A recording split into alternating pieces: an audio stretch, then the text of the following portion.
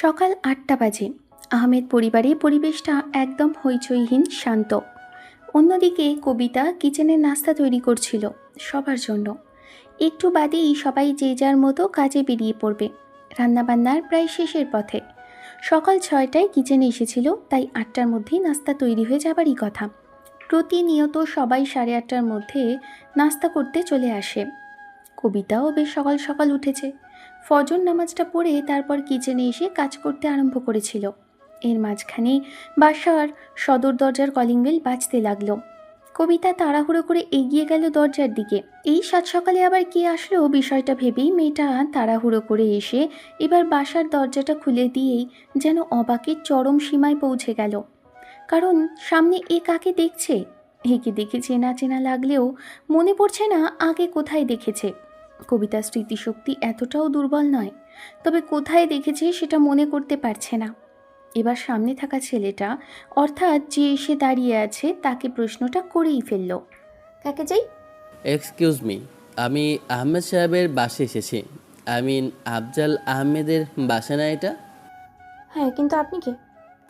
আমি ওনার ছেলে আর কি, যে এখান থেকে পড়ালেখার জন্য বাইরে চলে গিয়েছিলাম, সেই ছেলেটা। কবিতা, কে এসেছে রে? আন্টি দেখো না, কে যেন এসেছে। শায়লা বেগম কবিতার কথা শুনে তাড়াহুড়ো করে ডাইনিংয়ের দিকে আসতেই চোখের থেকে চশমা খুলে ঈশান আম্মুর দিকে এগিয়ে গেল। আম্মু ছেলেকে দেখেই ঝড়ের গতিতে এগিয়ে আসলেন। ঈশান গিয়ে আম্মুর পায়ে হাত দিয়ে সালাম করতে গেলে তার মাঝখানে আম্মু ওকে উঠিয়ে বুকে জড়িয়ে ধরে কেঁদে ফেলল। কবিতা অবাক হয়ে গেল এইটা ভেবেই, ছেলেটা কি তাহলে সত্যিই এই বাসার বড় ছেলে? কিন্তু ছেলেটার চাল চলন হাবভাব থেকে কিছুই বোঝা যাচ্ছে না। বারবার করে মনে হচ্ছে এই ছেলেটাকে তো ও চিনত না। যাকে গত ১০-১২ বছর আগে চিনত, সে এত হ্যান্ডসাম, স্মার্ট, স্টাইলিশ আর এত আধুনিক ছিল না। তাই হয়তো সেদিনের সেই ঈশান নামের ছেলেটাকে আজকে দেখে চেনার উপায় নেই। কবিতা কিছুক্ষণ দাঁড়িয়েছিল। এর মাঝখানেই আম্মু ঈশানকে কিছু বলতে লাগলো। তখনই কবিতার মনে হলো কিচেনেও নাস্তা বানাচ্ছিল। যদি এখানে বেশি দেরি করতে যায় তাহলে হয়তো খাবারগুলো নষ্ট হবে। কথাটা ভেবেই কবিতা সেখানে আর এক মুহূর্ত দাঁড়ালো না, তাড়াহুড়ো করে চলে গেল। এই বিষয়টা ঈশানের চোখ এড়ালো না। ছেলেটা আম্মুকে জড়িয়ে ধরে রেখে কবিতা যাওয়ার দিকে তাকিয়ে রইল। এমন হঠাৎ করেই চলে আসলে? একটাবারও তো আমাদের বললে না। কাল রাতে কথা হলো, তখনও তো বললে না যে তুমি বাসায় আসছো। তোমাদের সারপ্রাইজ দিতে চেয়েছিলাম, তাই চলে আসছি। কেন, আমি আসা থেকে খুব বেশি সমস্যা হয়ে গেল নাকি? নাকি আমি আসাতে তুমি খুশি হওনি আম্মু? হয়েছি, প্রচণ্ড পরিমাণে খুশি হয়েছি। আমার আব্বুটা ফিরে আসছে আর আমি খুশি হব না? আমার কলিজার টুকরো আমার কাছে আসছে, এতে খুশি না হওয়ার কি আছে? এই জন্যই তো আসলাম। কই আমার বজ্জাত বোনটাকে যে দেখতে পাচ্ছি না। আর আব্বু কোথায়? তোমার আব্বু একটু বাইরে গেছে, একটু বাদেই চলে আসবে। আর তোমার বোন এখনো ঘুম থেকে ওঠেনি। কাল রাতে গল্প করেছে অনেক রাত অবধি, তাই ঘুম ভাঙেনি। ওর এই বদ অভ্যাসটা ছাড়াতে পারোনি? সেই সকালে ঘুম থেকে ওঠার অভ্যাসটা এখনও করে উঠতে পারেনি। দুদিন বাদে শ্বশুর বাড়িতে যাবে, তখন গিয়ে কি এত বেলা অবধি ঘুমালে একে বউ করে নিয়ে যাবে কেউ? তুমি এসেছো, এখন শাসন করে সব ঠিক করে দিবে। তুমি চলে গিয়েছিলে, তাই সব কিছু এলোমেলো হয়ে গেছিল। আব্বু, তুমি জানো তোমাকে ছাড়া থাকতে আমার কত কষ্ট হয়? আমি কি যেতে চেয়েছিলাম? তোমরাই তো জোর করে পাঠিয়েছিলে। তার উপরে আমি একেবারের জন্য চলে আসি, আর কোথাও যাব না। দেখবে সব সময় তোমাদের আশেপাশেই থাকবো। এবার থেকে এখানে পার্মানেন্টলি হয়ে যাব। তোমরা না প্রতিনিয়ত বলো বাসাতে আসতে, এখানে থাকতে, তাই এখন থেকে ঠিক করেছি দেশেই থাকবো। এর মাঝখানে কবিতা কিচেন থেকে বারবার তাকিয়ে দেখতে লাগলো ঈশানকে। এই কি সেই ছেলেটা যাকে ও চিনত, যে ছেলেটা ওর জন্য পাগল ছিল? কথাগুলো ভাবতেই বুকের ভেতর থেকে চাপা দিয়ে নিঃশ্বাস বেরিয়ে আসলো। গত 10টা বছরে ছেলেটাকে দেখার সৌভাগ্য হয়নি। কবিতার বয়স যখন 8 বছর, তখনই ছেলেটা ওকে রেখে চলে যায়। ঈশানের বয়সটা তখন 16, আর এখন সে 26 বছর বয়সের যুবক। দেখতে একদম একটা রাজপুত্রের মতো। কবিতার বারবার মনে হচ্ছে ছেলেটা হয়তো ওকে চিনতে পারেনি। আর মনে রাখারই বা কি আছে? ও তো মনে রাখার মতো কেউ না। এই বাড়িতে আশ্রয় দিয়েছে বলেই থাকতে পারছে, খেতে পারছে। আম্মু মারা যাবার পর এখান থেকে তাড়িয়ে দিলে কোথায় ভেসে যেত তার ঠিক নেই। এইসব কিছু ওর ভাবার বিষয় না। কবিতা এর মাঝখানে খেয়াল করে দেখলো সুইটি আর ওদের আব্বু, তার উপর আম্মু সবাই মিলে কথা বলছে। কবিতা এর মাঝখানে ডাইনিং টেবিলে ব্রেকফাস্ট রেখে তারপর বলতে লাগলো, আন্টি সবার নাস্তা তৈরি হয়ে গেছে, তোমরা খেতে আসো। কবিতা কথাটা বলে রুমের দিকে চলে গেল। ঈশান আর চোখে একবার মেয়েটার দিকে তাকালো। কবিতা বিষয়টা ভালো করে খেয়াল করছে। ঈশান আসার পর থেকে বারবার ওর দিকে তাকাচ্ছে। তাহলে ওকে চিনতে পেরেছে লোকটা, নাকি আর কখনো চিনতে পারবে না, হয়তো সত্যিই ভুলে গেছে। এসব নিয়ে কবিতা আর না ভাবাটাই ভালো। দীর্ঘ নিঃশ্বাস বেরিয়ে আসলো বুকের ভেতর থেকে। এখনও জীবনে অনেক কিছুই দেখতে বাকি, অনেক কিছুই বুঝতে বাকি। একলা একা জীবনে আর কতদিনই বা এরকম করে সংগ্রাম করে চালাবে। কবিতা সেটাই ভাবতে লাগলো। অন্যদিকে ঈশান ভেতরে এসে ফ্রেশ হয়ে রেডি হয়ে নিল। একটু বাদে সবার সাথে খাওয়া হয়ে গেলে কবিতা নিচে গেল। এর মাঝে আম্মু অনেকবার করে ডেকেছে কবিতাকে, কিন্তু নাস্তা করতে যায়নি। মেয়েটা নিজেকে বাসার কাজের মেয়ে বলেই ভাবে, কারণ যারা আশ্রয় দিয়েছে তাদের বাসার মেয়ে ভাবাটা ওর জন্য অনেক বড় হবে। তাই ভেবেছে বাসার কাজের মেয়ের মতোই সব কাজকর্ম করবে, আর থাকেও ঠিক তেমন করে। কেউ ওকে বুঝতে দেয় না ও এই বাসার কাজের মেয়ে, কিন্তু মেয়েটা ফ্রিতে কিছু সুযোগ সুবিধা গ্রহণ করতে চায় না। নিজের মতো করে সব সময় বাসার কাজগুলো করতে থাকে। কাউকে বুঝতে দিতেও চায় না ও এই বাসার কেউ নয়। অবশ্য কেউ ওকে কাজ করতে বলেও নি, কিন্তু মেয়েটা নিজে থেকে জোর জবরদস্তি করেই করে। বাসায় এতগুলো কাজের লোক থাকাতে আফজল সাহেব ওকে বারণ করেছিল কাজ না করতে, কিন্তু এই মেয়ে কারোর কথা শুনলে তো। কবিতা জানে একজন আশ্রিতা যদি ফ্রিতে এ বাসায় থাকে আর খায়, তাহলে দিন শেষে এসব নিয়ে কখনো না কখনো কথা উঠবে। আর যতদিন এখানে আছে ততদিন এখানে থাকার জন্য হলেও, এদের ঋণ শোধ করার জন্য হলেও কিছু তো একটা করতেই হবে। তাছাড়া কবিতা চায় না ওকে নিয়ে কেউ আঙুল তুলুক। ভবিষ্যতে এসব বিষয় নিয়ে দু চার কথা হতেই পারে। ঈশানের আব্বু বলেছিল কবিতার ভেতর ম্যাচুরিটি আসলে কিংবা প্রাপ্তবয়স্ক হলে ওকে একটা ভালো ছেলে দেখে বিয়ে দিয়ে দেবে। কবিতাও সেটাই ভাবছে। এখন লাইফে যদি কোনো ভালো একজন মানুষকে পাওয়া যেত, তাহলে সারা জীবনটা তার সাথে কাটিয়ে দেওয়া যেত। কথাগুলো কবিতা ভাবছিল। এর মাঝখানে আন্টি অর্থাৎ ঈশানের আম্মু ডেকে বলতে লাগলো, কবিতা কোথায় রে তুই? ঈশান কফি দিতে বলেছে, এখনই এক কফিটা বানিয়ে দিয়ে যা তো মা। এই তো আন্টি আসছি। কবিতা কথাটা বলেই তাড়াহুড়ো করে এবার কিচেনে চলে গেল। মেয়েটা এখনও অবধি নাস্তাটাও করে উঠতে পারেনি, তাই তাড়াহুড়ো করে কফিটা বানিয়ে ঈশানের রুমে আসতে দেখলো কেউ রুমে নেই। কবিতা যখনই রুম থেকে বের হতে নিবে, এর মাঝে কেউ একজন ওয়াশরুম থেকে বেরিয়ে আসলো। কবিতা পেছন ফিরে একবার দেখল ছেলেটা শুধু টাওয়েল পরে দাঁড়িয়ে আছে। লজ্জায় নিজেই দৌড়ে পালালো সেখান থেকে। হঠাৎ করে কাউকে রুমে দেখে ঈশান খানিকটা হকচকিয়ে গিয়েছিল, আবার পরক্ষণই মনে হলো তখনকার সেই মেয়েটা না। কথাগুলো ভেবে একটা ডেভিল হাসি দিল ঈশান। কফিতে চুমুক দিয়ে ওইভাবেই গিয়ে ব্যালকনিতে দাঁড়ালো। এর মাঝখানে নিচের দিকে তাকাতেই খেয়াল করলো মেয়েটা গার্ডেনে পানি দিচ্ছে। এবার কবিতার মাথায় বেশ বড় চুল, কোমর ছাড়িয়ে চুলটা যেন ওড়নার নিচ দিয়ে বেরিয়ে এসেছে, সেটা একদমই কোমরের নিচ পর্যন্ত দেখা যাচ্ছে। ঈশানের বড্ড বেশি পছন্দ মেয়েদের বড় চুল, আর এই মেয়েটার চুলগুলো এত বড় সেটা ঈশান জানতও না।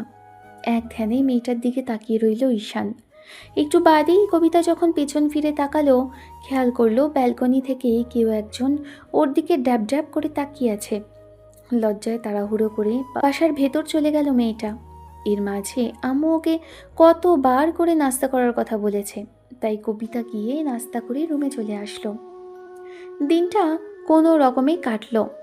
রাতে খাবার দাবার সময়ই কবিতা সবাইকে খাবার দিচ্ছিল। একটাবারের জন্য মেয়েটা ঈশানের দিকে তাকাচ্ছিল না।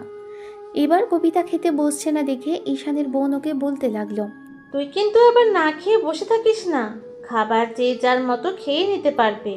ভাইয়া এই বাসার গেস্ট না, ওই বাসারই ছেলে, নিজের মতো করে নিয়ে খেতে পারবে, তোকে এত টেনশন করতে হবে না। আম্মু এবার কবিতার হাত ধরে সুইটির পাশে ওকে বসিয়ে দিল। মেয়েটা নিজের মতো করে খেয়ে নিতে লাগলো। এর মাঝে আব্বু ঈশানকে বলতে লাগলো, তো এরপর কি ভেবেছ? এখানে থেকে যাওয়ার চিন্তা ভাবনা আছে নাকি অন্য কোথাও চলে যাবে? আপাতত এখান থেকে আর কোথাও যাচ্ছি না।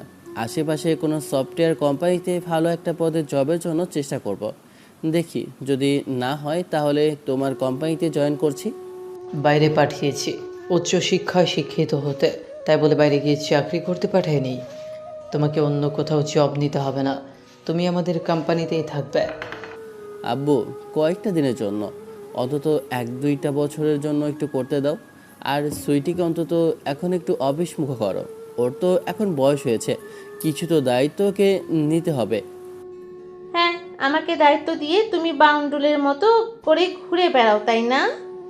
তুমি এদিকে ওদিকে ঘুরে বেড়াবে আর আমাকে অফিসের কাজ করতে হবে। বোন, মুখের ওপর তর্ক করবি না। তোর এই অভ্যাসটা ছোটবেলা থেকে দেখে আসি। সেই 8 বছর বয়স থেকে দেখতাম তুই সবার মুখে মুখে তর্ক করিস। এরপর আর একটা বাড়তি কথা বললে থাপড়ে গালে সব দাঁত ফেলে দেব। বেয়াদব, বড় ভাইয়ের সাথে কীভাবে কথা বলতে হয় জানিস না? সেটাই তো, বড় ভাইয়ের সাথে এমন করে কেউ কথা বলে নাকি? ও দুদিনের অতিথি, আমি এই বাসার পার্মানেন্ট, তাহলে ওর কথায় তুমি আমাকে বকাঝকা করছো আম্মু? করবে না তো কী করবে? বড় ভাইয়ের মুখে মুখে তর্ক করিস, তোর ভয় করে না? আমি তোকে ছোটবেলায় কত মেরেছি, সেটা কি তুই ভুলে গেছিস? তোমরা সবার সামনে আমার প্রেস্টিজটা পাংচার করে দিচ্ছ। আমি কিন্তু খাবো না বলে দিলাম। কে খাবে না শুনি? জোর করে ধরে খাওয়াবো, তারপর ঠিকই খাবে। ভাই আর বোনের মাঝে এক প্রকার খাবার টেবিলেই ছোটোখাটো একটা ঝামেলা হয়ে গেল। কবিতা দেখছে আর মিটিমিটি হাসছে। ঈশান আর চোখে বারবার কবিতার দিকে তাকিয়ে দেখছে। মেয়েটার শ্যামলা চেহারার মাঝে অদ্ভুত এক মায়া আছে। এই মায়াতে যে কেউ পড়ে যেতে পারে। ঈশানের বারবার করে মনে পড়ছে সেদিনের সেই পুরনো কথাগুলো। যাই হোক, রাতে ঈশান খাওয়া দাওয়া শেষ করে রুমে আসলো। একটু বাদেই আম্মুকে উদ্দেশ্য করে বলতে আরম্ভ করলো, আম্মু, আমার রুমে একটা গ্রিন টি পাঠিয়ে দাও, আমার ডায়েটের জন্য প্রয়োজন এটা। কবিতা দূর থেকে কথাটা শুনেছে। আম্মু ওকে খেয়াল করলো। তখনই কবিতা মুচকি হেসে চলে যেতেই আম্মু বুঝতে পারলো মেয়েটা শুনে নিয়েছে। একটু বাদেই যখন কবিতা গ্রিন টি দিতে আসলো, তখনই মনে হতে লাগলো ছেলেটা রুমের মধ্যে আছে কিনা। তাও উকিঝুঁকি মারতে লাগলো। রুমে কাউকে না পেয়ে কবিতা তাড়াহুড়ো করে কাপটা রেখে যখনই চলে যেতে নেবে, তখনই কেউ একজন পেছন থেকে বলে উঠল, এই মেয়ে, তোমার কি সবসময় ওকে ঝুঁকি মারা অভ্যাস? এরকম চোরের মতো লুকিয়ে চুরিয়ে আসো কেন রুমে? তোমাকে দেখে তো চোর বলে মনে হচ্ছে না, তাহলে সবসময় এইরকম আড়ালে আড়ালে থাকো কেন? কবিতা হক চকিয়ে গেছে। কিছু বলতে যাবে তার আগেই ও আমতা আমতা করতে লাগলো। ঈশান মেয়েটাকে একটা ধমক দিয়ে বলল, তুমি কি তোতলা, কথা বলতে জানো না? আর সবসময় এরকম চুপচাপ থাকো কেন? নাকি তোমার স্বভাবটাই এরকম? কবিতা মাথা নিচু করে রইল। তারপর চলে যেতে নিয়েও ঈশানের দিকে যখন একবার ফিরল, তখনও বলতে লাগলো, তোমার নামটা যেন কি বলে গেলে না? বাসার কাজের মেয়ের নাম জেনে কি করবেন? তুমি কাজের মেয়ে বলে কি তোমার জন্য ছেলে খুঁজতে হবে না? এত বেশি কথা বলো কেন? মেয়ে হয়েছে, মেয়ের মতো থাকবে। কবিতা মাথা নেড়ে হ্যাঁ সূচক করতে দিয়ে চলে গেল। অন্যদিকে ঈশান মিটিমিটি হাসতে লাগলো। মেয়েটার স্বভাব চরিত্র সেই আগের মতোই আছে। অন্যদিকে কবিতা এবার শিওর হয়ে গেল যে ঈশান হয়তো ওকে আর মনেই রাখেনি। তাছাড়া যদি মনেই থাকতো তাহলে নামটা জিজ্ঞেস করতে পারতো না। কবিতা একটা দীর্ঘশ্বাস ফেলল। যেটা ভেবেছিল সেটাই, বড়লোকের ছেলে তো, তাই দুদিনেই সবটা ভুলে গিয়েছে। মাঝে কেটে গেছে 10টা বছর, তাই ভুলে যাওয়াটাই স্বাভাবিক। কবিতা ভাবছে ঈশান ওকে ভুলে গিয়েই হয়তো ভালো করেছে, না হলে ওকেই আরও ঝামেলায় পড়তে হতো। ছেলেটা যে পরিমাণ পাগলামি ছোটবেলাতে করতো ওর জন্য, তা যদি এখনও বজায় থাকতো তাহলে ওকেই বাসা থেকে দুদিন বাদেই বেরিয়ে যেতে হতো। পরদিন সকালে কবিতা ঈশানের রুমে আসলো কফি দেওয়ার জন্য, কিন্তু খেয়াল করলো ছেলেটা রুমে নেই। এই ছেলে কি সবসময় বাইরে বাইরে থাকে? কথাগুলো ভাবছিল। এর মাঝে কফিটা রেখে যখনই চলে যেতে নেবে, কেউ একজন ওর হাতটা টেনে ধরল। কারো এমন কর্মকাণ্ডে কবিতার বুকটা কেঁপে উঠল। তারপর ভয়ে ভয়ে যখনই পেছন ফিরল, দেখল ঈশান ওর দিকে তাকিয়ে আছে আর হাতটা খুব শক্ত করে ধরে রেখেছে। যখনই মেয়েটা হাতটা ছাড়িয়ে নিতে যাবে ঠিক তখনই মনে হতে লাগলো এই ছেলেটা ওর হাতটা এত শক্ত করে কেন ধরেছে? তাহলে কি চাইছে ওর কাছে? কবিতা এবার আমতা আমতা করতে লাগলো, হাত ছাড়ানোর চেষ্টা করতে লাগলো, কিন্তু তাতে কোনো কাজ হলো না। তখন ঈশান মেয়েটাকে হ্যাঁচকা টান দিতেই কবিতা বেডে বসে পড়ল। ঈশান মেয়েটাকে ধমকের সুরেই বলল, এই মেয়ে, তোমার কি খেয়ে দিয়ে কোনো কাজ নেই? সবসময় এরকম চোরের মতো লুকিয়ে চুরিয়ে থাকো কেন? তুমি কি ভেবেছো আমি কিছু জানি না? আমি কিছু বুঝতে পারি না? কবিতা এবার ভয়ার্ত চোখে ছেলেটার দিকে তাকিয়ে থেকে আমতা আমতা করে বলতে লাগলো, মানে আমি তো কিছু করিনি ভাইয়া। করিসনি সেটা আমি খুব ভালো করে জানি। আর তুই সেই কবিতা, তুই কি ভেবেছিস আমি তোকে চিনতে পারবো না? নাকি আমি তোকে ভুলে গেছি সেটা ভেবেছিস?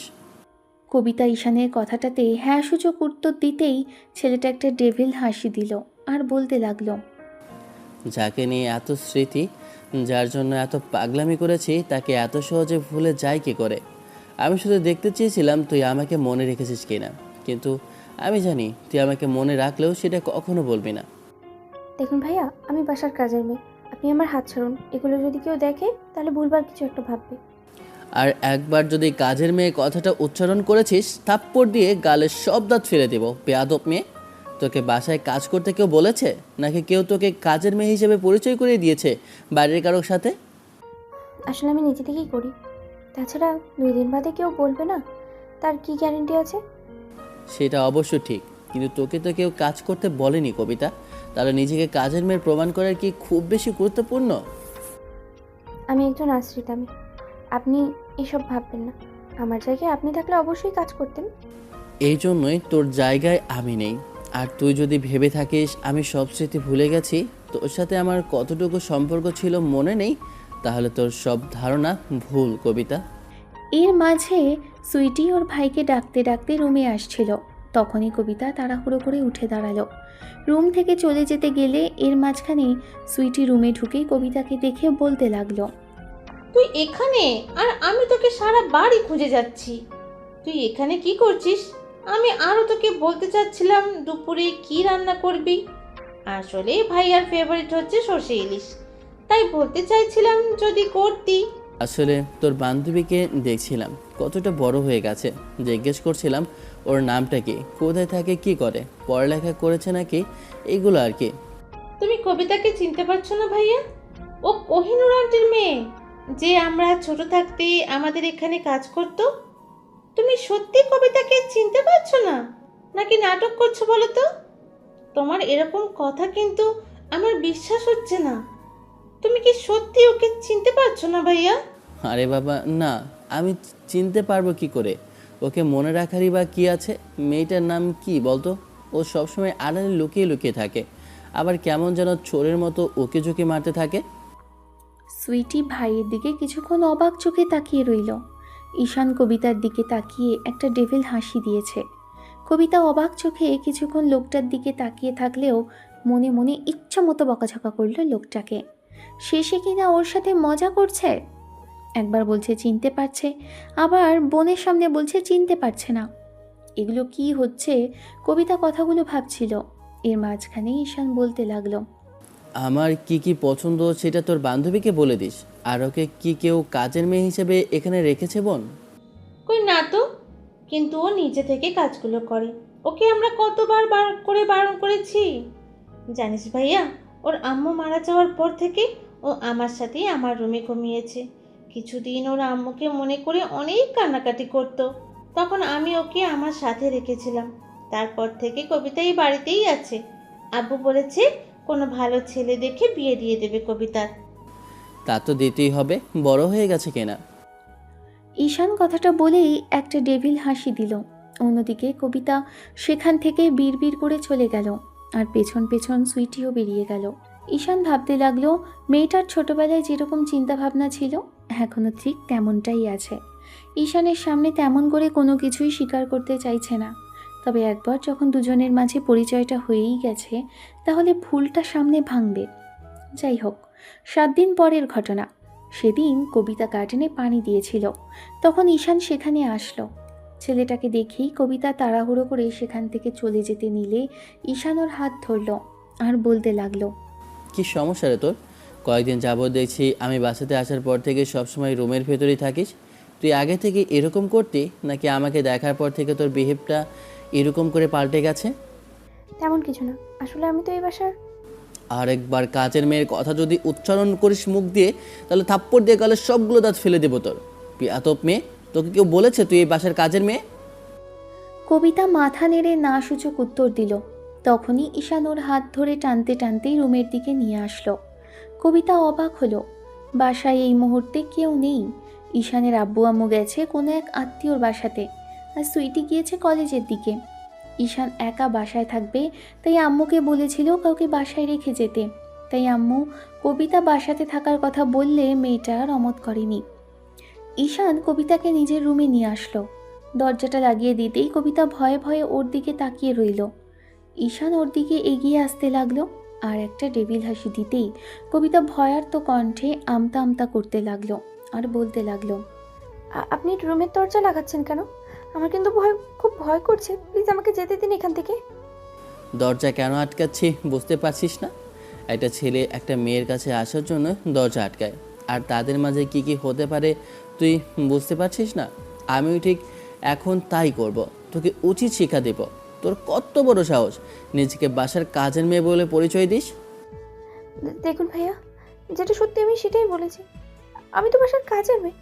তাছাড়া আমাকে দেখে কি আপনার বড়লোক বলে মনে হচ্ছে নাকি? আমার এই পৃথিবীতে কেউ নেই। এখানে আশ্রয় দিয়েছেন বলে আমি থাকতে পারছি, খেতে পারছি, নাহলে আমাকে এখান থেকে চলে যেতে হতো। আর আমি আমি আমি ওপর বোঝা হয়ে থাকতে চাই না। ঈশান কবিতার হাত ধরে হ্যাঁচকা টান দিল। কবিতা টাল সামলাতে না পেরে লোকটার বুকের ওপর আছড়ে পড়ল। মেয়েটা চোখ বড় বড় করে ঈশানের দিকে তাকাতেই তখন ঈশান ওর মুখের ওপর এসে পড়া চুলগুলোতে ফু দিল। কবিতার ভেতরে কেমন অজানা শিহরণ বয়ে গেল, এলোমেলো হয়ে যাচ্ছিল অনুভূতিগুলো। লোকটা বাসায় এসে ওর সাথে এরকম কর্মকাণ্ড শুরু করে দেবে কবিতা সেটা কল্পনাও করতে পারেনি। ওর চিন্তাতেও ছিল না যে লোকটা এরকম কিছু করবে। কবিতা ঈশানের প্রথম দিনের আচরণে ভেবেছিল লোকটা ওকে ভুলে গিয়েছে। ঈশান কবিতার ওর প্রতি এরকম একটা ভুল ধারণা থেকে বের করে আনতেই মেয়েটাকে কাছে টেনে নিয়েছে। এই মুহূর্তে ঈশান আর কবিতা অনেকটাই কাছাকাছি। ঈশান কবিতার কোমর জড়িয়ে ধরে রেখেছে। কবিতার মুখের উপর এসে পড়া চুলগুলো হাতের উল্টো পিঠ দিয়ে সরিয়ে দিয়ে ঈশান যখনই কবিতার কপালে ঠোঁট ছোঁয়ালো, সাথে সাথে কবিতা ওকে ছেড়ে দিতে চাইল। ঈশান মেয়েটার ঘাড়ে আর গলায় নাক ডোবালো। মেয়েটা হতভম্ব হয়ে গেল। ঈশান কয়েক সেকেন্ড বাদেই কবিতাকে বুকের সাথে জড়িয়ে ধরে বলতে লাগলো, ছোটবেলা থেকে তোর জন্য আমি পাগল, আর তুই এইটুকু বুঝতে পারিস না? কবিতা, আমি তোকে প্রচণ্ড পরিমাণে ভালোবাসি। এত কিছুর পরেও তুই বুঝতে চাইছিস না কেন তোকে ছাড়া আমার পক্ষে থাকা সম্ভব না? আপনি ভুল করছেন, আমাকে নিয়ে এসব ভাববেন না। আর যেটা ভাবছেন সেটা কখনোই হয় না। কিছু হয় না? আমি তো ভেবে রেখেছিলাম বাসায় এসে তোকে বিয়ে করে নেব, কিন্তু তুই যে নিজেকে এইভাবে কাজের মেয়ে ভাববি সেটা আমার ধারণাতে ছিল না।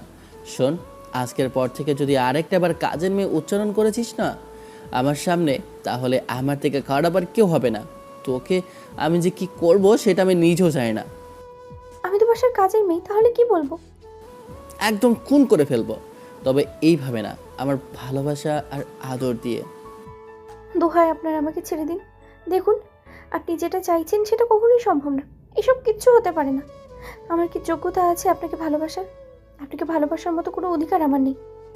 ভালোবাসতে কোনো অধিকারের প্রয়োজন হয় না কবিতা, ভালো মন থেকে চাইলেই বাসা যায়। তোকে যেটা বলেছি সেটাই করবে। আর একটা কথা যদি বলিস তাহলে আমার থেকে খারাপ আর কেউ হবে না।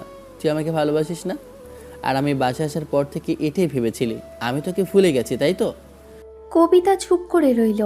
ঈশান রাগের মাথায় ওর মুখে দুই পাশে চেপে ধরতেই কবিতা ছোটার জন্য ছটফট করতে লাগলো। রাগের মাথায় ঈশান মেয়েটার ঠোঁটের সাথে নিজের ঠোঁট মিশিয়ে দেয়। চোখ জোড়া বন্ধ করে নিয়ে জামাটা দুই হাতে খামচে ধরে কবিতা। কেমন যেন জোরে জোরে নিঃশ্বাস নিতে আরম্ভ করে। বুকের ভেতর উথাল পাথাল ঢেউ চলছে কবিতার।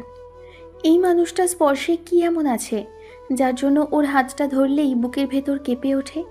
তারপর আবার আজকে এত কাছে এসেছে। ছোটবেলায় বলতো ঈশান ওকে বিয়ে করবে আর ওকে নিজের বউ বানাবে। কবিতার আম্মু তখন ওদের বাসায় কাজ করত। মেয়েটাও ওর আম্মুর সাথে আসতো।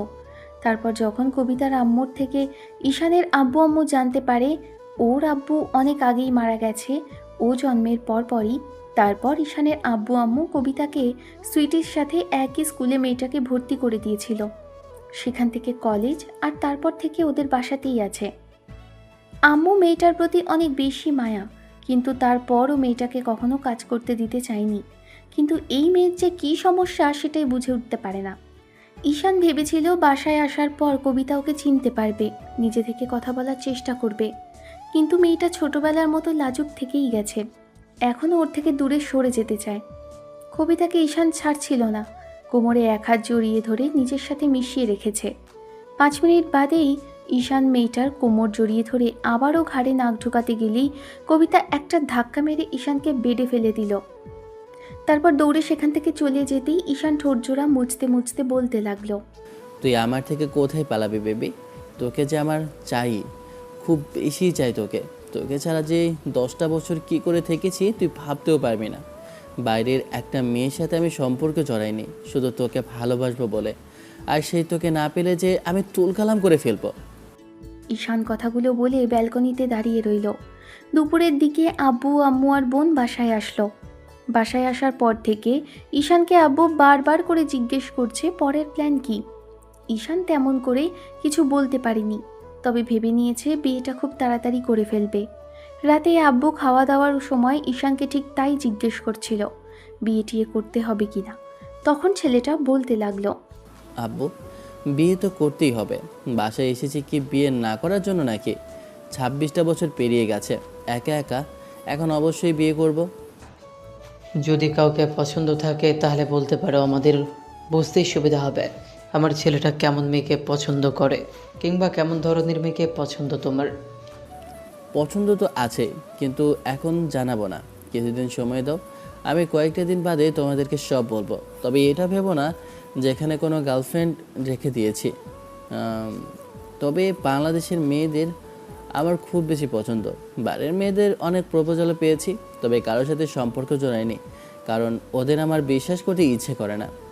ভাইয়া, সত্যি করে বলতো তোর কেমন মেয়ে পছন্দ? দেখি আমার বান্ধবীদের মধ্যে তেমন কেউ আছে কিনা। সুইটির এরকম কথাতে কবিতা হেসে উঠল। সুইটি সাথে সাথে ওকে পানির গ্লাসটা এগিয়ে দিয়ে বলতে আরম্ভ করলো, কি রে, তোর আবার কি হলো? হুটহাট করে এরকম কাঁদছিস কেন? আম্মু মেয়েটার মাথায় হাত বুলিয়ে দিল। কবিতা বারবার করে মনে পড়ে ছোটবেলায় এরকম করে গলায় খাবার উঠে গেলে আম্মু ওকে এমন করেই মাথায় হাত বুলিয়ে দিত। ঈশান কবিতার দিকে তাকিয়ে রইল।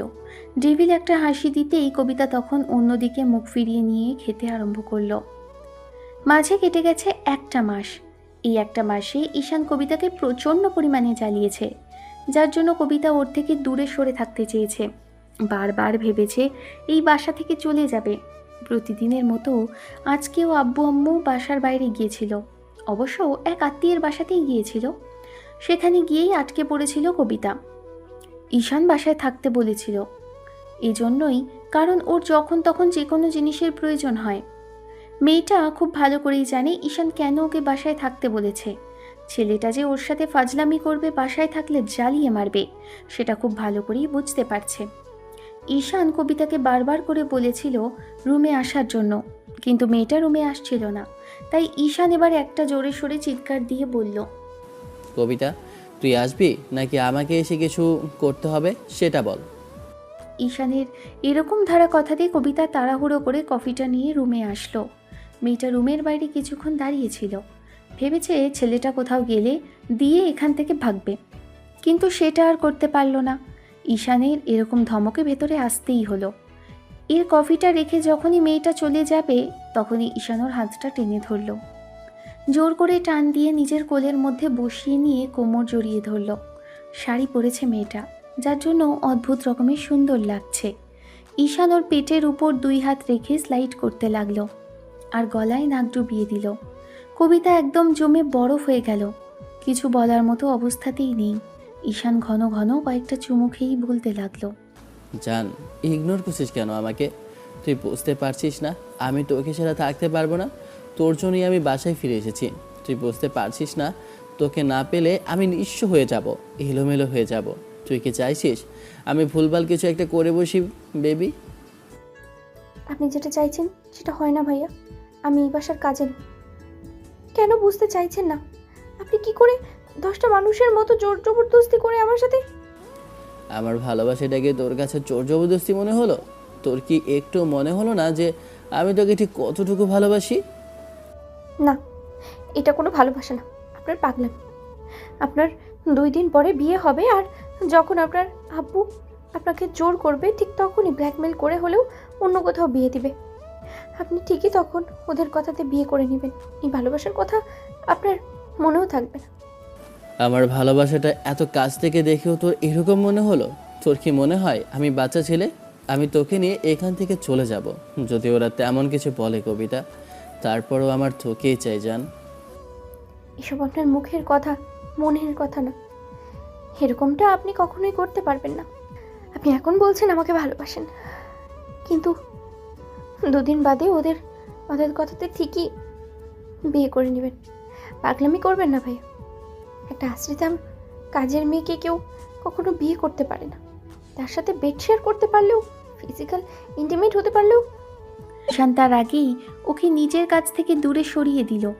তারপর হাতে থাকা গ্লাসটা নিয়ে সজোরে ছুঁড়ে ফেলে দিয়ে বলতে লাগলো, আমার ভালোবাসাটাকে তোর কাছে এতটা নোংরা মনে হলো? এতটা তুচ্ছ মনে হলো তোর কাছে আমাকে?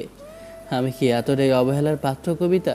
তোকে ছোটবেলা থেকে ভালোবাসি আসছি, 16 বছর বয়স থেকে তোকে ভালোবাসি, আর তুই আমার ভালোবাসাটাকে আজকে এত নোংরা ভাবলি? তোর ভালোবাসা আমার চাই না কবিতা। তুই আমাকে সন্দেহ করছিস তো ঠিক আছে, তুই বলেছিস না আমি আব্বু আম্মুর কথাতে বিয়ে করে নিব, আমি তাই করব। দেখিস তুই কি করে সহ্য করতে পারিস আমিও দেখতে চাই। তোর সহ্যের সীমানা ঠিক কতটুকু, তুই কিভাবে আমাকে অন্য কারো হয়ে যেতে দেখতে পারিস আমিও সেটাই দেখতে চাই। কবিতা মাথা নিচু করে দাঁড়িয়ে রইল। ঈশান আবার এসে মেয়েটাকে কিছুক্ষণ চুমু দিয়ে বুকের সাথে জড়িয়ে ধরে অসহায় কণ্ঠে বলতে লাগলো, আমাকে অন্য কোথাও বিয়ে করতে দেখলে তুই থাকতে পারবি না জান। আমার কথাটা শোন, আমি তোকে ছাড়া পাগল হয়ে যাব, বিশ্বাস কর। আচ্ছা ঠিক আছে, আমি যদি আব্বু আম্মুকে বোঝাই তাহলে তুই রাজি হবি তো? না, আমি রাজি হব না। আমার মতো আশ্রিতা মেয়ে বাড়ির বউ হবার যোগ্যতা রাখে না। আপনি আব্বু আম্মুর কথাতে বিয়ে করে নিন, ভালো থাকবেন অনেক। ঈশান কবিতাকে ছেড়ে দিল। তারপর সেখান থেকে পেছন দিকে ফিরে যেতে যেতে বলল, ঠিক আছে, তোর কথা আমি রাখবো। দেখি তুই কি করে আমার সাথে অন্য কাউকে সহ্য করতে পারিস। তোর সামনে আমি আমার বউয়ের সাথে রোম্যান্স করব, ফিজিক্যালিভাবে ইন্টিমেট হব। দেখি তুই এগুলো দেখে কি করে সবটা সহ্য করতে পারিস। আমিও দেখতে চাই তুই কিভাবে আমার ভালোবাসাটা উপেক্ষা করে গিয়ে অন্য কারো কাছে ভালো থাকতে পারিস। আমার এই ভালোবাসাটা তোর জন্য ছিল, কিন্তু তুই সেটা বুঝতে পারলি না কবিতা। কবিতা রুম থেকে বেরিয়ে গেল। তারপর ঈশানের রুমের সামনে থেকে স্বাভাবিকভাবে এগিয়ে নিজের রুমে গিয়ে দরজা লাগিয়ে দিল। বেডে শুয়ে বালিশে মুখ গুজে দিয়ে ফুঁপিয়ে কেঁদে উঠল। এই মানুষটার ভালোবাসার চেয়ে ওর জীবনে বড্ড বেশি প্রয়োজন ছিল, কিন্তু কবিতা চাইছে না, আর পারছে না এই মানুষটাকে নিজের সাথে জড়িয়ে ধরতে। কি করে পারবে? যাকে লাইফে পাওয়াটা সম্ভব হবে না, তাকে যে কবিতা কিছুতেই নিজের করে নিতে পারবে না। মানুষটা যে ওর বড্ড বেশি শখের ছিল। কবিতার আম্মু বেঁচে থাকলে হয়তো কবিতা ওকে বলতো ভালোবাসার কথা, কিন্তু এখনও একা। এখানে আব্বু আম্মু যদি ভুল বুঝে ওকে বাসা থেকে বের করে দেয়, আর এমনটা হবে না তার কি গ্যারেন্টি আছে? বাসার কাজের মেয়ে মালিকের ছেলের বউ হওয়ার স্বপ্ন দেখলে সেটা অন্যায়। কবিতা এরকম অনেক শুনেছে। মালিকের ছেলের প্রেমে পড়ে কাজের মেয়ে শেষে অনেক বড় বাজে পরিস্থিতির মুখে পড়েছে। আজ বাদে কাল যদি এই লোকটার পাগলামিতে সাই দিয়ে তেমন কিছু হয়, কবিতাকে সবার সামনে কলঙ্কিত হতে হবে। তার উপরে বাসা থেকে বেরিয়ে যেতে হবে। সবসময় দোষটা গরিবেরই হয়, তাই কবিতা চাইছে না এখন এরকম কিছু হোক। মাঝে 7টা দিন কেটে গেল। কবিতাকে ঈশান বোঝানোর চেষ্টা করেও পারেনি, আর চেষ্টা করে লাভও হয়নি। কবিতা ঈশানের আশেপাশেও আসে না। তারপর শেষ দুজনের কথা হলো। সেদিনও ঈশান জোর করে মেয়েটাকে রুমে টেনে এনেছিল। ঈশান ওর মুখের 2 পাশে হাত রেখে শুধু এটুকুই শুনতে চেয়েছিল, আচ্ছা জান, আমি যদি সত্যি অন্য কারো হয়ে যাই তাহলে তোর ভালো লাগবে বল? কবিতা বারবার ঈশানকে বলে যাচ্ছিল। আমি তো বলেছি আপনি বিয়েটা করে নিন, ভালো থাকতে পারবেন। আপনি কেন বুঝতে চাইছেন না যে এই পাগলামি করলে কিছুতেই আমাদের মাঝে ভালো কিছু হবে না। না আপনি ভালো থাকতে পারবেন, আর না আপনার আব্বু আম্মু আপনাকে বোঝাতে পারবে। খামাখা পাগলামিটা করবেন না প্লিজ। আপনি অন্য কাউকে বিয়ে করে নিন, ভালো থাকতে পারবেন। ঠিক আছে কবিতা, আমি অন্য কাউকে বিয়ে করে নেব। দেখি তুই চোখের সামনে থেকে নিজের ভালোবাসার মানুষটার বিয়ে হতে দেখে কি করে মানতে পারিস এসব। আমার যদি কষ্টও হয় আমি তোর সামনে অন্য কাউকে বিয়ে করব। দেখি তুই এগুলো কি করে মানতে পারিস। কবিতা এবার একটা দীর্ঘ নিঃশ্বাস ফেলে সেখান থেকে চলে যেতে নিলেই ঈশান ওর হাতটা ধরল। তারপর আবার শেষবারের মতো বলল, সত্যি করে বল, ভালোবাসিস কি না আমায়? না বাসি না, আপনাকে ভালোবাসার প্রশ্নই আসে না। আপনাকে আমি কেন ভালোবাসতে যাব? ঠিক আছে, তাহলে আমি অন্য কাউকে বিয়ে করে নিচ্ছি। আমার ভালোবাসা পাওয়ার জন্য প্রস্তুত হও কবিতা। ভেবেছিলাম তোকে নিজের মতো করে ভালোবাসবো, সব সময় আগলে রাখবো, কিন্তু কিন্তু তুই আমাকে ভালোবাসার মতো সুযোগই দিলি না। দুদিন পর বুঝতে পারবি তোর কষ্টের কারণটা তুই নিজেই ছিলি কবিতা, আর যে কষ্টটা থেকে তুই বের হতে পারবি না বলে দিলাম। ঈশানের এমন ধারা কথাতেই কবিতার বুকের ভেতর কেঁপে উঠল। মেয়েটা সেখান থেকে চলে গেল সেদিন রাতেই। ঈশান আব্বু আম্মুকে খাবার টেবিলে বলল, আব্বু, মেয়ে দেখো, ভাবছি বিয়ে করে নেব। ঈশান কথাটা বলতেই আব্বু আম্মু ছেলের দিকে কেমন করে তাকালো। কবিতাও চোখ বড় বড় করে লোকটার দিকে তাকিয়েছে। ছেলেটা একটু তাচ্ছিল্য করে হেসে বলতে লাগলো, আমি বুঝতে পারছি তোমরা কেন এরকম করে তাকালে। আসলে সময় নিয়েছিলাম, ভেবেছিলাম আমার কোনো মেয়েকে পছন্দ হবে, তাই তাদের মতো কাউকে নিজের মতো করে ভালোবাসতে পারবো। কিন্তু না, তেমন কেউ নেই যাকে আমার পছন্দ হবে। তোমরা নিজেদের মতো করে কাউকে পছন্দ করো, যাকে বলবে আমি তাকেই বিয়ে করে নেব। ঠিক বলছো। পরবর্তীতে আবার তোমার মনে হবে না যে তুমি এই বিয়েটা করতে চাও না? না, তেমন কিছু মনে হবে না। তাছাড়া আমি নিজে থেকেই বলছি, এতে তো মনে হওয়ার কি আছে। ভেবে বলো, দুদিন বাদে আবার বিয়ে ঠিক করলে বলবে না তোমার এই মেয়ে পছন্দ হয়নি? হবে না কেন? অবশ্যই হবে। নিচে থেকে বলছি, তাহলে মেয়ে পছন্দ হবে না? ছেলের কথাতে আব্বু সিরিয়াসভাবেই পরদিন থেকে এই মেয়ের সন্ধান করতে লাগলো। 7 দিনের মাথায় একটা মেয়ে দেখার কথা বললে ঈশান পরদিন যাবে বলে এড়িয়ে গেল। আসলে কবিতা এই 7টা দিন দেখেছে ঈশান ওকে একটা বারের জন্য কাছে ডাকেনি, আর কখনো কিছু ওর কাছে আবদারও করেনি।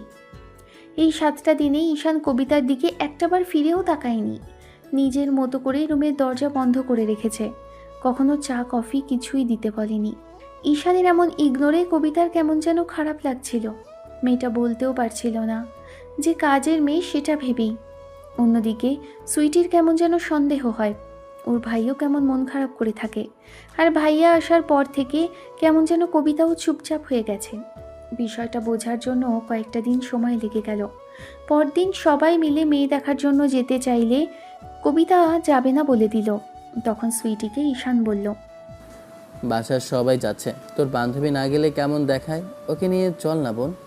কিন্তু ও তো যেতে চায় না ভাইয়া, ওকে জোর করে নিব কি করে? যেভাবেই হোক ওকে নেওয়ার ব্যবস্থা কর। বাসার সবাই যাচ্ছে, ও না গেলে খারাপ দেখাবে। তুই গিয়ে বল, যদি না যায় তাহলে আম্মু আব্বুকে বল, দেখিস ঠিকই যাবে। কবিতাকে প্রথমে সুইটি গিয়ে রিকোয়েস্ট করার পর মেয়েটা যখন যাচ্ছিল না, তখন আম্মু গিয়ে ওকে কয়েকবার রিকোয়েস্ট করতেই মেয়েটা যেতে রাজি হলো। ঈশানের কথাতেই কবিতা শেষে ওদের সাথে মেয়ে দেখতে গেল। 1 ঘন্টার রাস্তা পেরিয়ে অনেক জ্যামার যাত্রা করে তারপর একটা বাসার সামনে এসে থামে। ভেতরে গিয়ে একটা লোকের সাথে কুশল বিনিময় করলো। লোকটা যে ওদের লেভেলেরই কেউ সেটাই সামনে থেকে দেখিয়ে বুঝতে পারল। এবার ঈশান গিয়ে ভদ্রলোকের সাথে বেশ ভালোভাবেই কথা বলল। আরও 8 ঘন্টা বাদে একটা মেয়েকে নিয়ে আসা হলো। মেয়েটা কবিতার থেকে দেখতে আহামরি সুন্দর না, তবে একটু ফর্সা। তাছাড়া দেখতে শুনতে ভালো, চেহারার গঠন ভালো। সবার সামনে লাজুক চোখে নিচের দিকে তাকিয়ে আছে। ঈশান মেয়েকে দেখে বেশ খানিকটা প্রশংসা করলো। আর এসব কিছু যে কবিতার বুকে গিয়ে লাগছে ঈশান সেটা খুব ভালো করেই জানে। ঈশানের মুখে অন্য মেয়ের প্রশংসাটা যে কবিতা সহ্য করতে পারছে না সেটা ওর চোখই বলে দিচ্ছে। কারণ যতবার করে মেয়েটার প্রশংসা করছিল, যতবার করে কথা বলার চেষ্টা করছিল, ততবার আর চোখে ঈশান কবিতার দিকে তাকিয়ে থেকে দেখেছে মেয়েটার চোখে পানি টলমল করছে।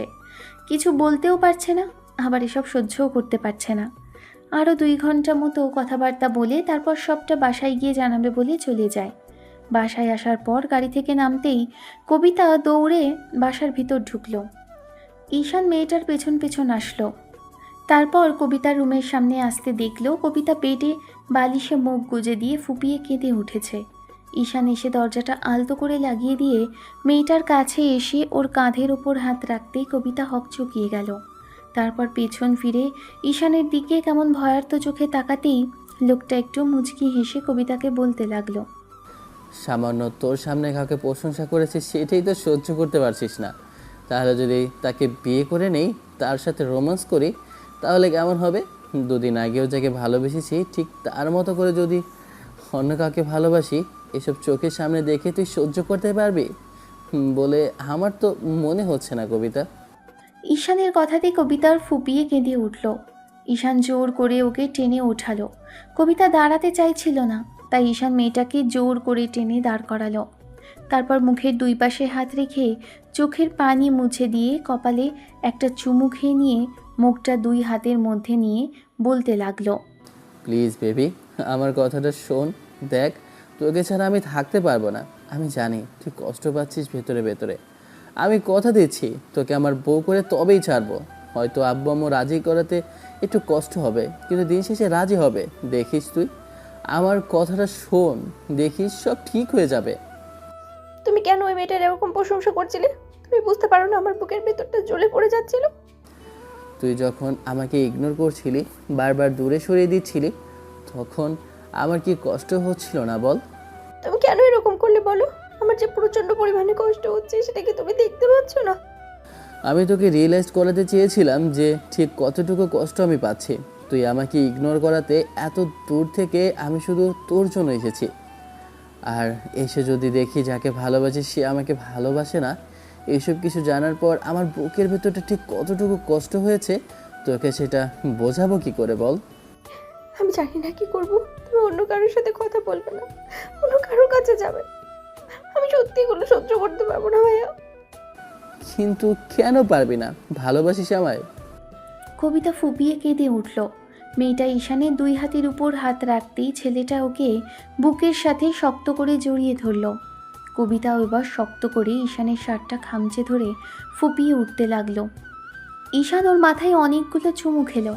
তারপর একে একে গালে, কপালে, সারা মুখে, নাকে, কানে চুমু খাওয়ার পরও মেয়েটা শান্ত হচ্ছিল না। তখন ঈশান মিনিট 5 ওর গলায়, ঘাড়ে চুমু খেলো, যার জন্য মেয়েটা চোখ জোড়া বন্ধ করে নিয়ে নিজেকে সামলাতে ব্যস্ত হয়ে পড়ল। এর মাঝখানে ঈশানের চোখ পড়ল কবিতার ঠোঁট জোড়া অনবরত কাঁপছে, যেটা ঈশানকে বরাবরের মতোই কাছে টানছে। ঈশান আর এক মুহূর্ত দেরি করল না। মেয়েটার ঠোঁটের সাথে আলতো করে ঠোঁট ছোঁয়াতেই কবিতার ভেতর যেন আগুন জ্বলে উঠল। সাথে সাথে মেয়েটা ওর ঠোঁট জোড়া শক্ত করে 2 ঠোঁটে চেপে ধরল। ঈশান এক হাতেই কোমর জড়িয়ে ধরে আরেক হাত মুখের পাশে রেখে কিস করছিল। ঠিক তখনই কেউ দরজা খুলে ফেলল। কবিতা ঈশানকে ছেড়ে দিতে চাইলেও লোকটা একবার আর চোখে তাকিয়ে থেকে দেখল সুইটি দাঁড়িয়ে আছে।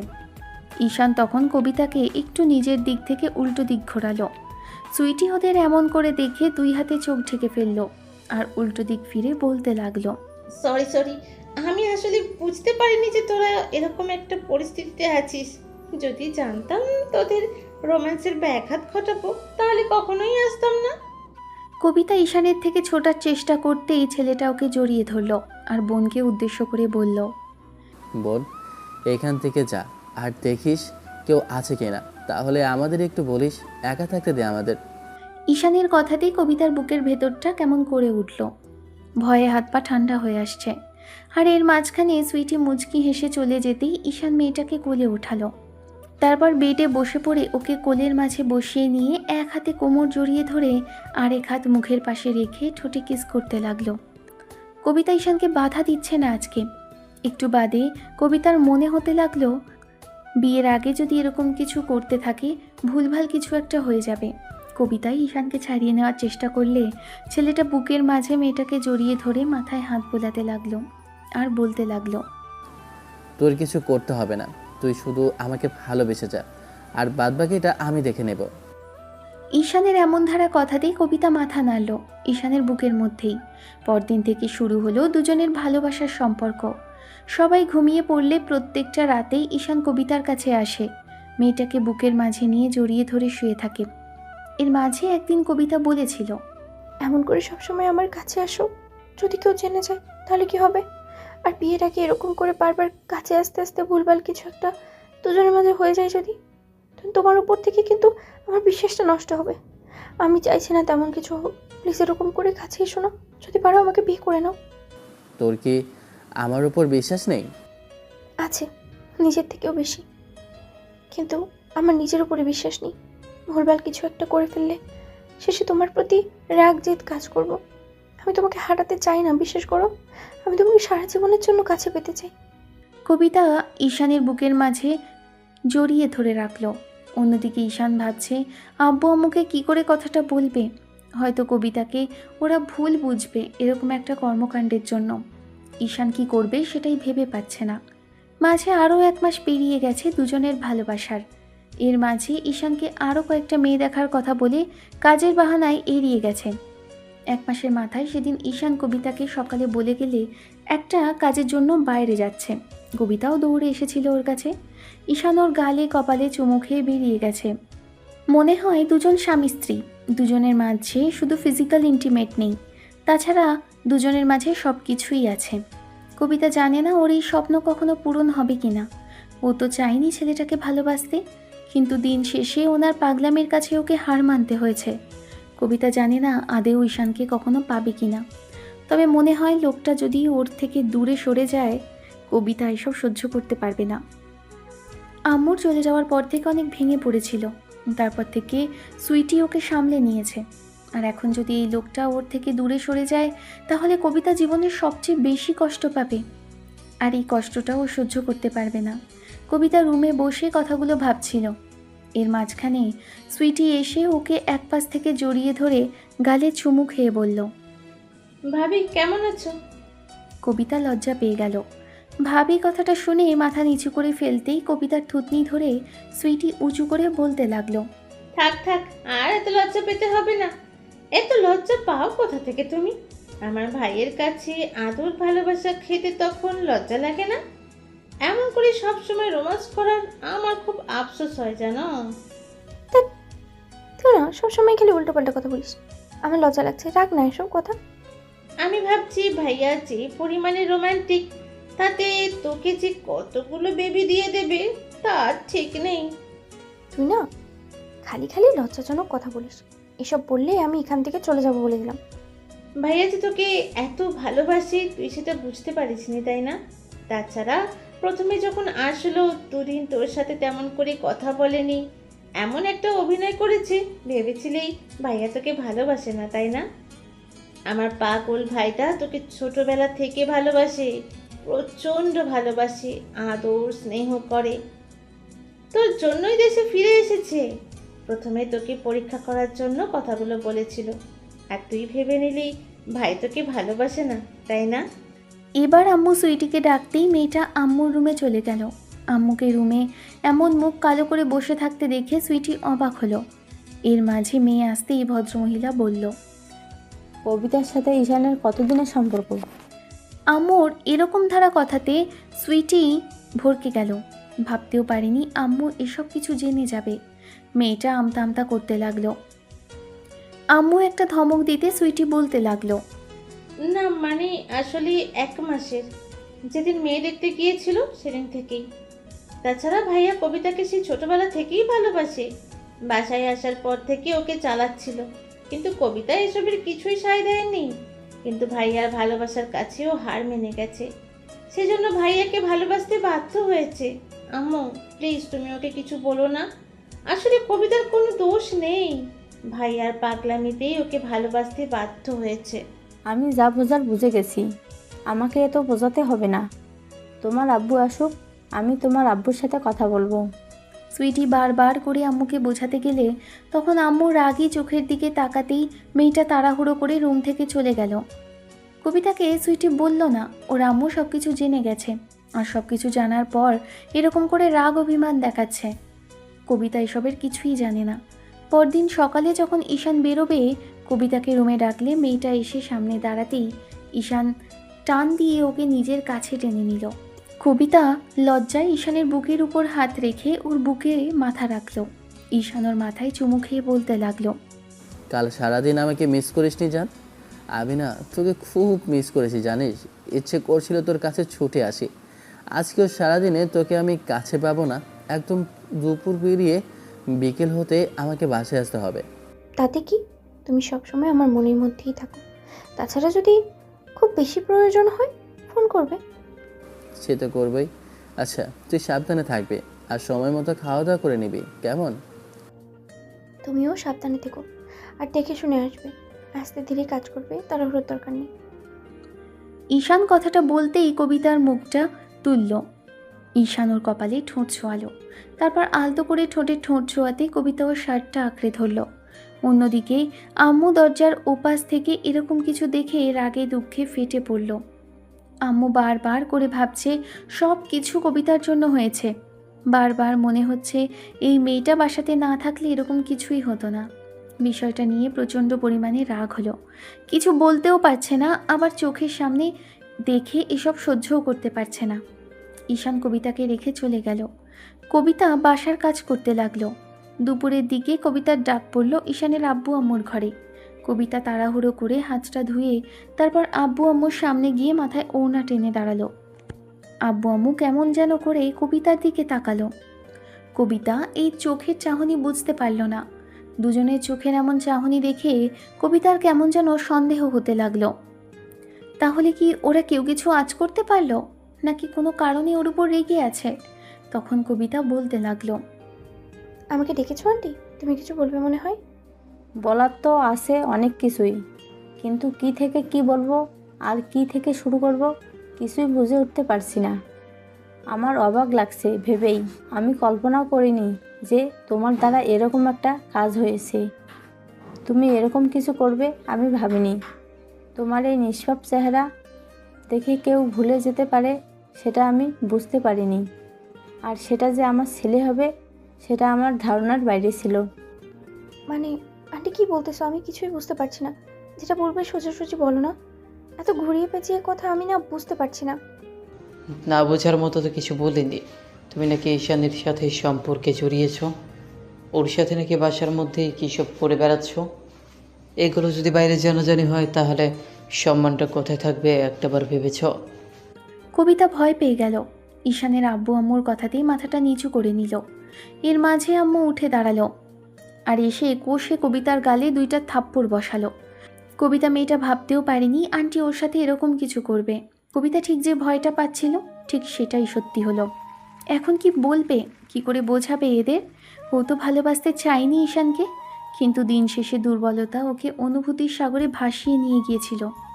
ঈশানের আদুরে স্পর্শ, ওর কেয়ারিং, ওর এত যত্ন যে কবিতার লাইফে খুব বেশি প্রয়োজন ছিল। কিন্তু ভুল মানুষকে ভালোবেসে ফেলেছে কবিতা, সেটাই ভাবছে। এর মাঝখানে ঈশানের আম্মু বলতে লাগলো, কবিতা, আমি তোকে নিজের মেয়ের মতো ভাবতাম, কিন্তু তুই যে আমার ছেলের বউ হওয়ার চিন্তাভাবনা করবি সেটা আমি ভাবতে পারিনি। দুধ কলা দিয়ে এতদিন কালসাপ পুষেছি, তুই অনাথ এতিম বলে কখনো অবজ্ঞা করিনি, কিন্তু সেই তুই আমার ছেলের গলায় ঝুলে পড়ার জন্য চিন্তাভাবনা করবি আমি সেটা ভাবতেও পারিনি। আসলে দোষটা তোর না, দোষটা আমাদের, যে তোকে এই বাড়িতে আশ্রয় দিয়েছিলাম। তোকে সবার চোখের আড়াল করতে রাখতে চেয়েছিলাম। একটা মেয়ে পুরো একটা পৃথিবীতে যে ঠিক কতটুকু অসহায় আর কতটা হতাশগ্রস্ত সেটা আমরা খুব ভালো করে জানতাম, তাই তোকে আশ্রয় দিয়েছিলাম। আর তুই সেই সুযোগ নিয়ে আমার একমাত্র ছেলের বউ হওয়ার চিন্তাভাবনা করেছিস, তাই না? তুই এত বড় টাকা পয়সা সম্পত্তির মালিক দেখে আমাদের এই পরিবারের থেকে যাওয়ার সিদ্ধান্ত নিয়েছিস, তাই তো? এই জন্যই তো বলি আমার ছেলে অন্য কোনো মেয়ে পছন্দ হচ্ছে না কেন। এটাই কারণ ছিল তাহলে? আন্টি বিশ্বাস করো, আমি না। চুপ, একদম চুপ। আর একটা কথা বলবি না। তোকে আমি খুব ভালো করে চিনেছি। তুই কি সেটা আমাকে আর বলে দিতে হবে না। আমার ছেলেকে তুই কি জাদু করেছিস বল, যার জন্য তোর জন্য পাগল হয়ে গেছে? তুই কিছু করেছিস, যদি না করতি তাহলে এরকম কিছু হতো না। এই রূপ দেখে আর কতজনকে পাগল করেছিস আল্লাহই ভালো জানে। কবিতা মুখে হাত দিয়ে কেঁদে ফেলল। ঈশানের আব্বু কিছু বলছে না, তবে আম্মু একের পর এক বাজে কথা বলেই চলেছে। কবিতা এবার হাত জোর করে হাঁটু ভেঙে বসে পড়ল আম্মুর পায়ের কাছে। কান্না করতে করতে দুই হাত জোর করে বলতে লাগলো, বিশ্বাস করো আন্টি, আমি এরকম কিছু করিনি। আর যদি ভালোবেসে অন্যায় করে থাকি তার জন্য শাস্তি দাও। আমি বুঝতে পারিনি যে তোমার ছেলেকে এমন করে ভালোবেসে ফেলবো। এটা এটা সত্যি, আমি ওনাকে ভালোবাসি, নিজের থেকেও বেশি ভালোবাসি। কিন্তু আমার ভালোবাসার মধ্যে কোনো পাওয়ার ইচ্ছেটা ছিল না। আমি প্রথমে ভালোবাসতে চাইনি, কিন্তু তোমার ছেলেটা এত বেশি পাগলামি করছিল যার জন্য একটা সময় বাধ্য হয়েছে ওনাকে ভালোবাসতে। আমার এরকম কোনো বাজে চিন্তা ছিল না যেটা থেকে তোমার ছেলেকে আমি ফাঁসিয়ে দেব। আমি আসলেই বুঝতে পারিনি আমার অন্যায় হবে। আমি ভেবেছিলাম তোমরা রাগ করবে, কিন্তু পরবর্তীতে তোমার ছেলের কথাতে আমি ভালোবাসতে বাধ্য হয়েছি। আর এখন সেটাই সত্যি হয়েছে। আমাকে মাফ করে দাও। মাফ করে দিব, কিন্তু তার জন্য তুই আমার ছেলের লাইফ থেকে চলে যাবি, অনেক দূরে চলে যাবি। তোকে আমি আর চোখের সামনে থেকে দেখতে চাই না। তুই যে অন্যায়টা করেছিস, তারপর আমি আর চাইবো না তুই আমার ছেলের লাইফে কিংবা আমার পরিবারের সাথে যুক্ত থাকিস। তুই এখান থেকে অন্য কোথাও চলে যাবি। তোকে আমি টাকা দিয়ে দিব, তুই অন্য কোথাও গিয়ে কাজ করে সেখানে গিয়েই থাকবি। আর আমার সামনেও আসবি না, আমার পরিবারেও আসবি না, আর না আমার ছেলের সামনে আসবি। হ্যাঁ, আমি অনেক দূরে চলে যাব। আমি বুঝতে পারিনি আমি যে অন্যায় করেছি সেটার শাস্তি আমাকে এমন করে পেতে হবে। এই অন্যায় করেছি তার জন্যই তোমরা আমাকে মাফ করে দিও। আমি কাউকে ঠকাতে চাইনি, বিশ্বাস করো।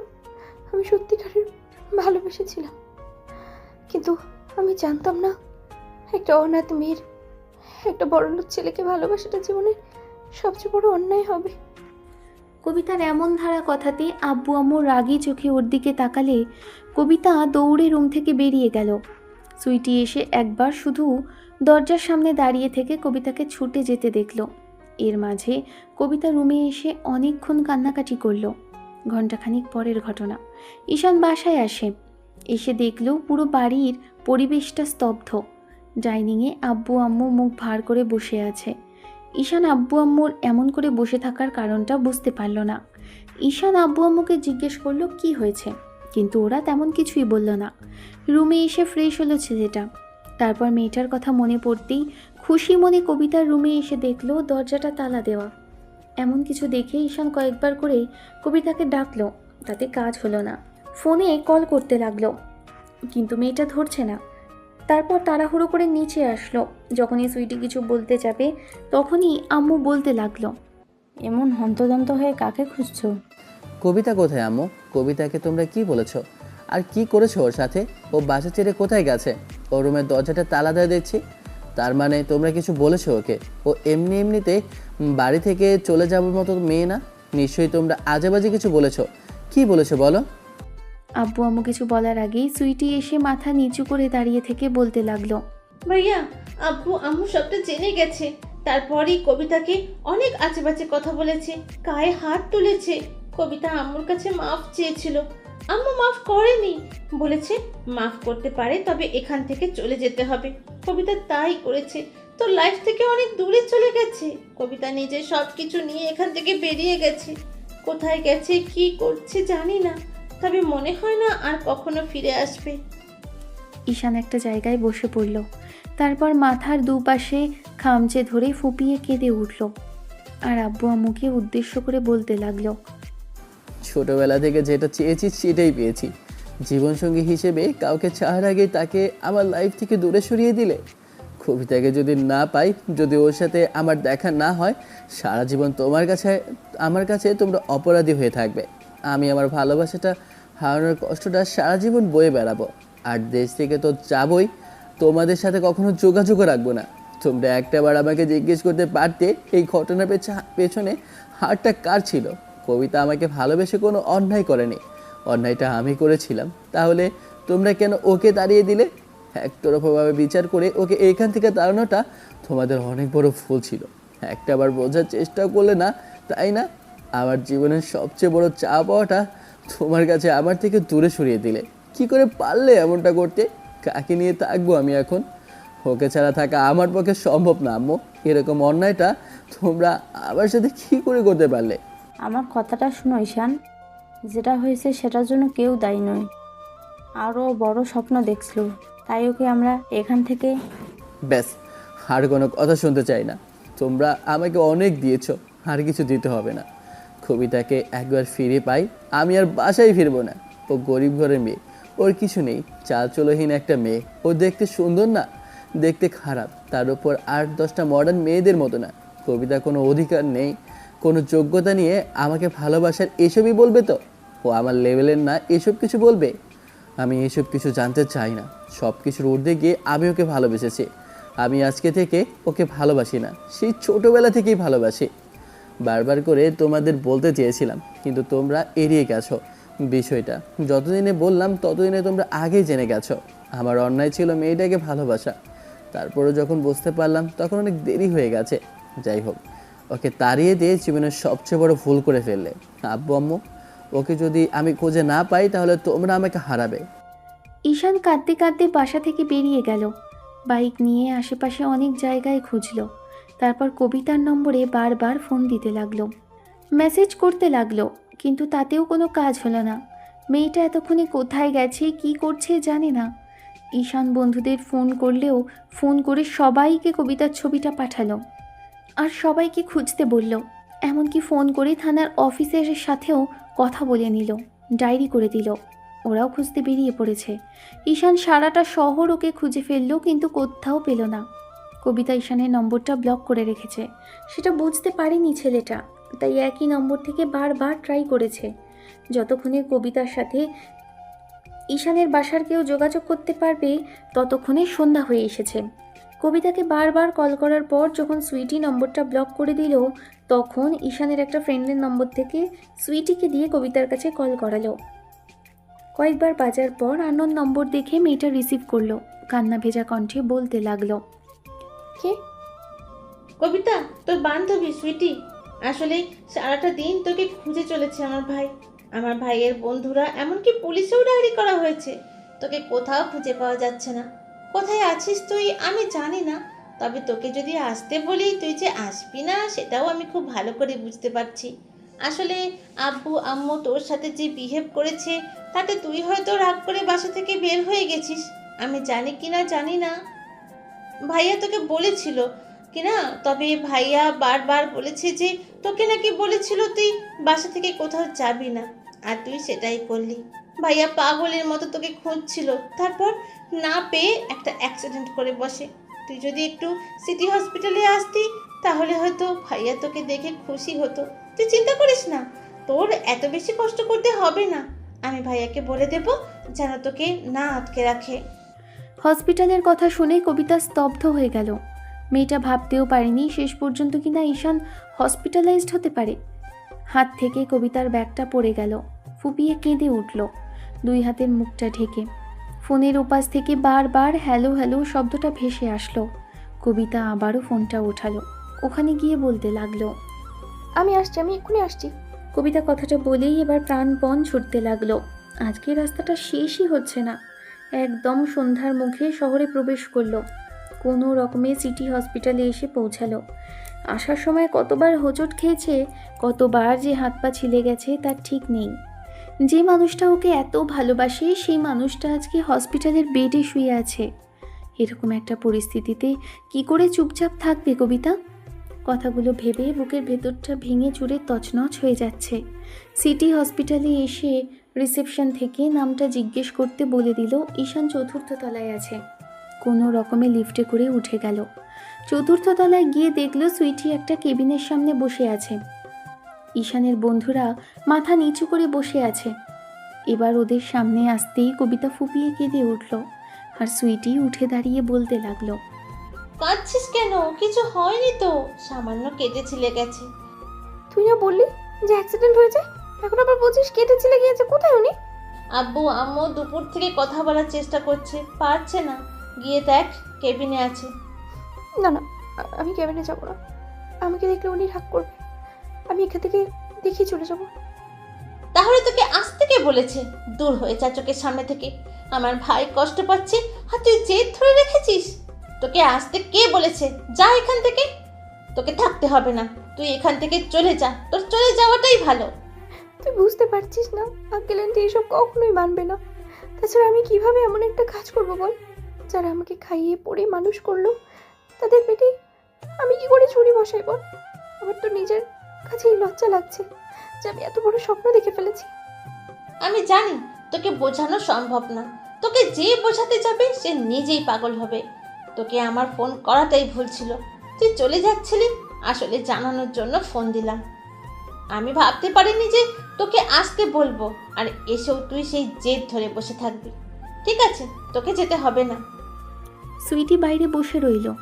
কবিতা সেখানেই দাঁড়িয়ে কাঁদতে লাগলো। এর মাঝে আম্মু বাইরে বেরিয়ে এসে কবিতাকে দেখে কিছুক্ষণ অসহায়ভাবে কবিতার দিকে তাকিয়ে রইল। এবার আম্মু এসে কবিতাকে কিছু বলতে যাবে, তার আগেই কবিতা ভয় পেয়ে কয়েক পা পিছিয়ে গেল। কিছু বলার আগেই আম্মুর একটা হাত ধরে ফেলল।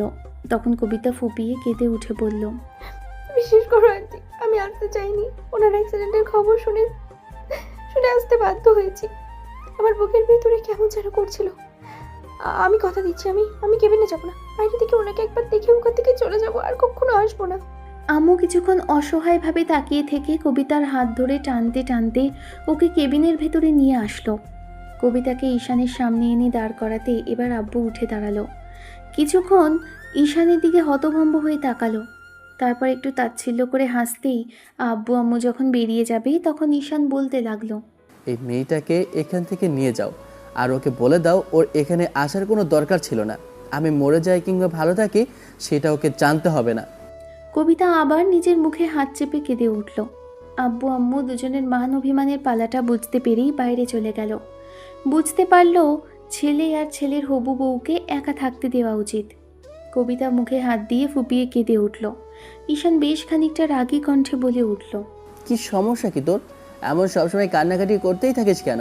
তোর কি কান্নার লগ্ন জন্ম নাকি যার জন্য কান্না করতেই থাকিস? সব আমার জন্য হয়েছে, তাই না বলেন? আমি যদি রাগ না করতাম, জেদ না করে বাসা থেকে চলে না যেতাম, তাহলে এরকম কিছুই। সবই যখন বুঝতে পারছিস তাহলে গিয়েছিলি কেন? আন্টি আর আঙ্কেল এমন করে বললো, তারপরে আমি তো নিজেই অপরাধী ছিলাম, তাহলে কেন যাবো না? তাহলে আবার এসেছিস কেন? তোর কাজকর্ম কিন্তু আমার মোটেও ভালো লাগছে না কবিতা। এসেছিস যখন আমার বিয়েটা অন্য কোথাও হতে দেখে যা, কেমন? তোর ভালো লাগবে। কবিতা ফুপিয়ে উঠল। ঈশানের কাছে আসতে গেলে ছেলেটা অন্যদিকে মুখ ঘুরিয়ে রাখল। কবিতা যখনই ওর একটা হাত ধরতে যাবে ঈশান হাতটা সরিয়ে দিয়ে বলতে লাগলো, একদম আমাকে ছোঁয়ার চেষ্টা করবি না। তোর কোনো অধিকার নেই আমাকে টাচ করার।